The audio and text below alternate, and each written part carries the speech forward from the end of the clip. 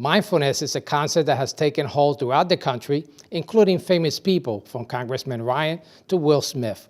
We explore this concept with Clarissa Romero, and we discuss an important immunization to consider for preteens with the Garden State chapter of the National Association of Hispanic Nurses. It's all here on the next Latino Motion. Join us.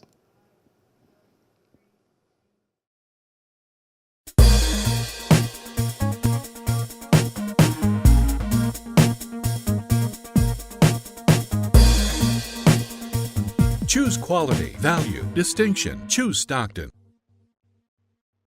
Latino Motion with Bert Lopez is presented by Latino Motion Public Affairs Media, a New Jersey nonprofit corporation, and Stockton University. This edition of Latino Motion with Bert Lopez is brought to you by the HD Studios at the campus of Stockton University. Funding for Latino Motion is provided by Atlanticare, healthcare you can believe in. Atlantic City Electric, energy for a changing world. And South Jersey Gas.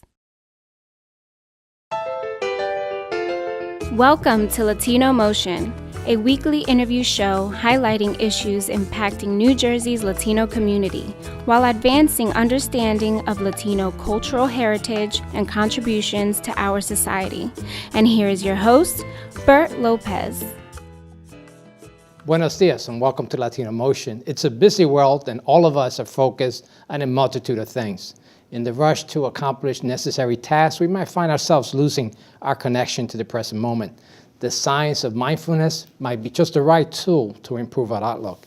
Joining me to discuss the benefits of mindfulness is Clarissa Romero. She is the CEO and founder of Mindful Consultants. Clarissa, welcome to Latino Motion. Thank you so much for having me, Bert. So this whole science of mindfulness, what is it? So mindfulness is a neuroscience-based practice where you train your brain to have focused attention. The formal definition of mindfulness is to bring your attention to the present moment without judgment. Is this just another form of meditation?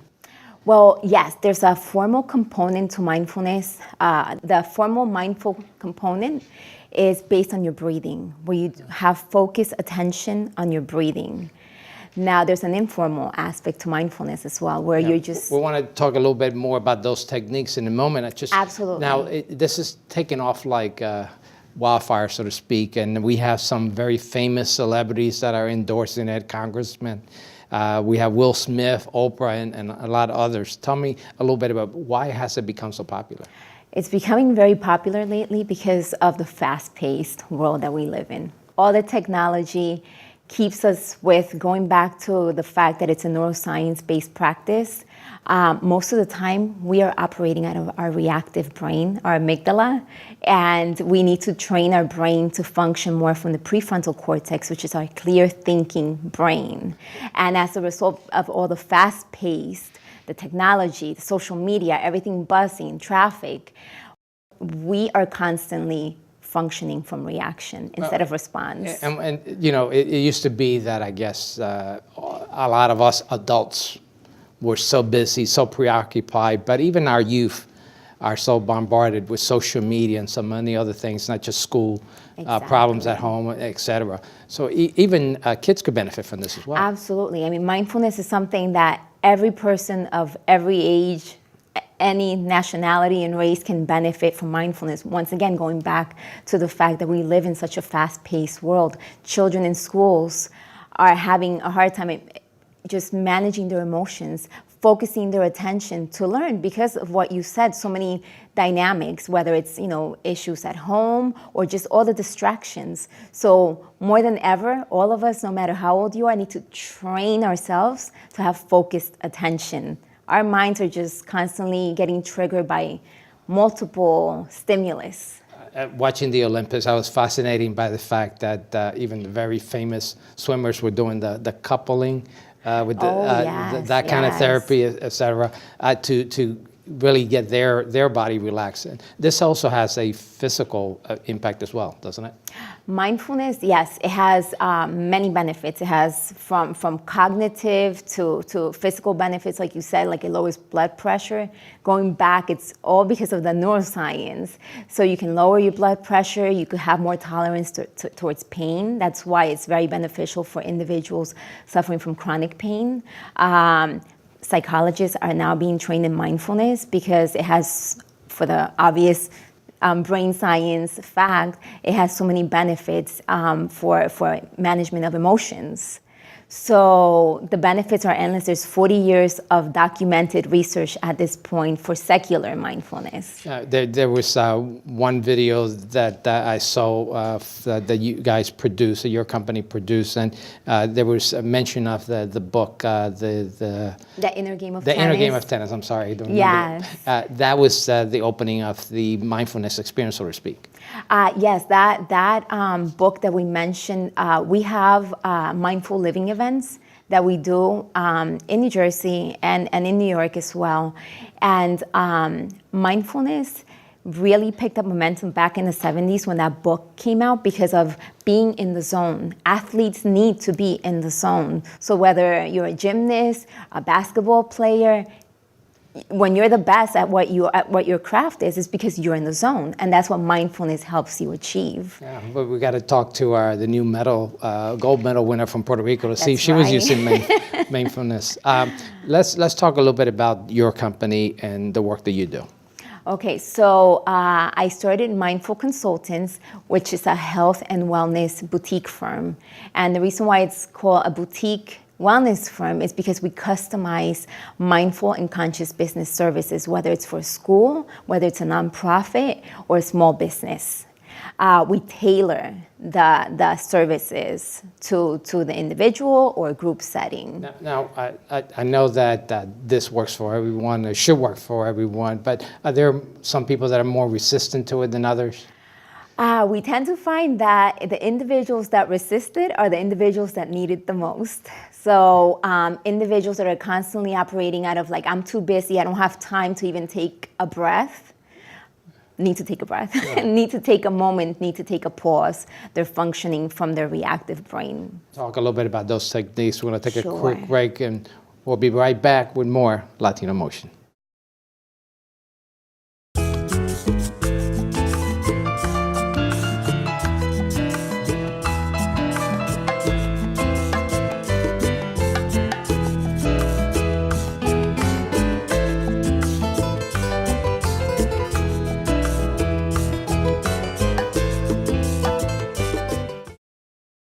Latino Motion with Bert Lopez is presented by Latino Motion Public Affairs Media, a New Jersey nonprofit corporation. Join us online at www.latinomotion.tv. Find us on YouTube, Facebook, and Twitter. We encourage your comments and contributions for show topics. Welcome back to Latino Motion. We continue our discussion on the power of mindfulness with Clarissa Romero. Clarissa, we were talking about how everywhere from the Congressman Ryan to Oprah are taking hold of mindfulness. And there's a number of techniques that are used in mindfulness. You mentioned breathing. And right now we have something here. It looks like a pilon for many of us in Latin America know what a pilon is. Tell me a little bit about what this tool is. Yes, this is called a singing bowl. And this is another tool. There are many tools to help us, once again, train a reactive brain, right? To have focused attention. And the singing bowl is used for two things. One, when you see it, it symbolizes mindfulness. You think, oh, okay, it's time to have quiet time to refocus. And also, it's when you ring it. About food because it looks like a pilon. And everyone thinks it looks like a pilon. But you ring the singing bowl, and it's another tool to help you focus your attention. You listen to the sound, which I can tap it real lightly to just show you and our viewers. And you just focus your attention on the sound until you hear it no longer. Basically, I'm just going to tap it real lightly.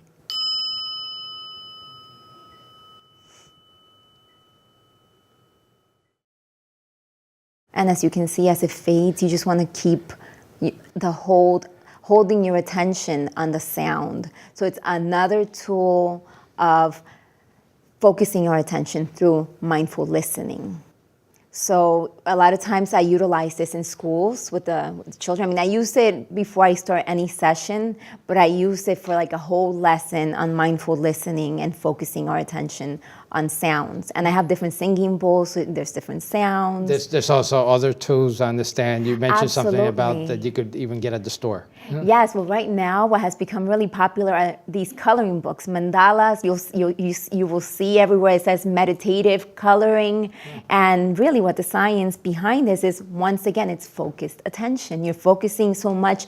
These are very small spaces that you have to color, so your attention is on those spaces. You're getting in there. Once again, it's another tool of refocusing. And whether it's listening to this, whether it's coloring on a book, whether it's listening to the sound of birds, whether it's taking a walk, whether it's through eating, doesn't matter which of our senses you're using, or the formal practice of breathing, you're retraining your brain to have focused attention. And what that does is enough of a pause to shut down our amygdala, our reactive brain, and once again, turning on our prefrontal cortex, which is our clear thinking brain. This is so important for people who just are all over the place, just to get your focus. Now, you talked a little bit about the success you've had. You mentioned your work with children, and I know you're Yes. working with one of the school systems in Trenton. Tell me a little bit about that. Absolutely. I'm fortunate enough to have started a pilot program at a charter school, the Village Charter School in Trenton, New Jersey,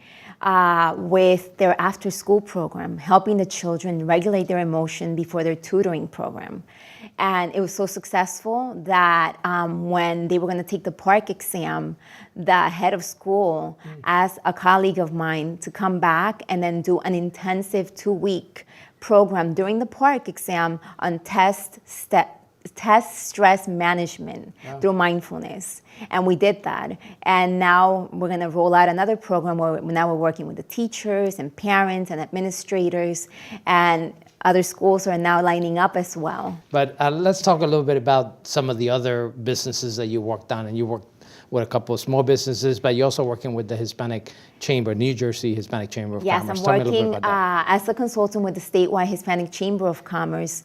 And once again, I have to say that I'm very fortunate to be working in an environment where they embrace this concept. They realize that there's an aspect of mindfulness that's emotional intelligence. When you're able to retrain your brain, when you're able to manage and regulate your emotions, that's emotional intelligence. Because now you're operating out of a clear thinking brain. You can take, instead of reacting, you're responding. You're making better decisions. You're responding to, so there's less conflict, better communication. So a lot of times that's also referred to as conscious business, because now you're talking about in the business sector, in the workplace. Mindfulness has been proven. A lot of research has been coming out on a weekly basis to show the benefits in the workplace. People call out sick a lot less. Right now, there's $300 billion are being spent on a yearly basis based on healthcare issues related to people not being in the present moment. So they'll have an accident at work, or they just get sick from stress, because that eventually will get you sick. So this is very important, very helpful too for business owners. It's obviously Absolutely. they're always looking for a way to get their staff and their employees focused on what they do. And safety is a big issue too. So certainly Absolutely. be mindful and focus on the task at hand. And so we're rolling out, designing a program that I not only work with small business owners, but I'm designing a program specifically to be rolled out at the Statewide Hispanic Chamber of Commerce on conscious business and emotional intelligence. So people can look forward to more seminars, more workshops around that topic. It'll be open to the members and non-members as well. And you have something coming up on the 26th as well? August 26th, I have the Newark Mindful Living Festival. We'll put that up on the screen, unfortunately. That's Excellent. all the time we have. Thank you for sharing this information Thank you so much. with our audiences. Stay tuned. We'll be right back with more Latino Motion. Latino Motion with Bert Lopez is presented by Latino Motion Public Affairs Media, a New Jersey nonprofit corporation. Join us online at www.latinomotion.tv. Find us on YouTube, Facebook, and Twitter. We encourage your comments and contributions for show topics. Welcome back to Latino Motion. Many of us are preparing our children for the start of the new school year in September, and to discuss an important step to keep in mind is Carmen Cruz Torres. She is with the Garden State chapter of the National Association of Hispanic Nurses. Carmen, welcome to Latino Motion. Thanks for having me, Bert. One of the important immunizations that we should keep in mind for our children is the HPV immunization, and obviously there's some controversy around that. Tell me a little bit about what the issues are. Well, the HPV vaccine is for human papillomavirus. It is a sexually transmitted disease. Each year, 14 million people are infected with HPV, and of those, 27,000 of them have HPV-related cancers. I guess one of the controversies is that the recommendation is that you should start as early as 12 years old. Very young, and for many parents, my kids shouldn't have that immunization. Right. Why is it so important to have it that young? Right. It's important to have it that young because even though the 11 to 12-year-old population is not the population that we're worried about being sexually active, teenagers are being sexually active a lot younger. And if they have HPV, it can lead to many types of different cancers, like cervical cancer, vaginal cancers, in male, penile cancer, anal cancer, genital warts. So it's very, very important, and times are changing, obviously, for many of us that don't think it could happen. Certainly, we see the data shows that it is happening out there. Yes, and actually, since the vaccine's been recommended in 2006, it has reduced 56% of HPV in girls. So it's a good preventive measure that we should take regardless, because even if they take it at age 12, is that still good for a period of time? Or yes, is it's good for their lifetime. The important thing to remember is parents that do get it, it's a series of 3, so they have to complete the full 3 vaccines to have immunity from HPV. And again, this is not required. So when you have your immunization records and from the school, you obviously have required immunization to start. This is not one of them. Right, this is one that's recommended. It's not a mandatory one. There's 2 other mandatory ones that 11 to 12-year-olds should get, and one is the meningitis vaccine to prevent against meningitis, which is an infection of the brain and spinal cord. The other one is the Dept, which protects you against 3 diseases, tetanus, diphtheria, and whooping cough. So those are 2 additional ones that you want to check off. Right.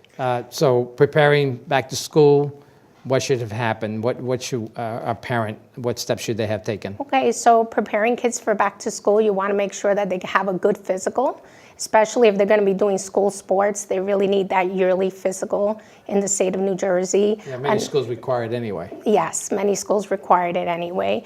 Some on certain grades, but for the most part, every year is a good recommendation. Also, again, if you have those 11 to 12-year-olds, you want to make sure that they have their immunizations that are up to date. And another thing that's important with getting your kid ready back to school is if you have a kid who has chronic condition, maybe like asthma, heart disease, diabetes, you want to make sure that not only the school knows that you have a relationship with the school nurse, and she's aware, especially if they need any medication while they're in school or any special accommodations while they're in school. And this is important to do even if you did it last year. It's good to course, refresh the record. year. Every year they should go in, and actually some schools have mandatory forms that have to be filled out every year for medications. So if you have a child, let's say, who has asthma or who has peanut allergies and might need an EpiPen or something like that, those forms have to be renewed with the school nurse every year. Now, it's not just the physical condition of our children we should be concerned. There's also emotional stress, even at the very young age. What steps should we take to make sure that our kids are not only physically healthy, but also mentally healthy? Right. So with physical health, it's very important for parents to talk to their kids. Also, a lot of the schools have programs against anti-bullying, looking for signs of depression in children, whether they're withdrawing or their grades are falling. We know that bullying is a big issue in this country, and kids need to know that they can go to their school nurse for help or their school administrators to deter some of the problems. So safety and mental health, and the school nurses are good of providing a lot of resources for them and also for the parents. Here in New Jersey, there is a requirement to have an anti-bullying officer as well. Right, in a lot of the school districts, there is an anti-bullying officers, and every year they have a couple of workshops and programs for the kids, teaching them about what's bullying, what's not bullying, and who to report to if they feel that they're being bullied by someone in the school. Well, thank you. And I know you're the treasurer of the Garden State chapter of the National Association of Hispanic Nurses. We have a new president as well. Tell me a little bit about the officers. Okay, well, our new president is Claudia Pagani, and she is an educator, nurse educator, actually, at Robert Wood Johnson Hospital. So most of the board is still the same. Alana Cueto, our past president, she's still there helping us, putting things together. And we still remain very active in the community, especially the Hispanic community. And we continue to have you and a presence here from the chapter here in our show once a month, so really appreciate that. Yes. Very important information for our parents. Us. Thank you for sharing this, and thank you for joining us at home once again here on Latino Motion.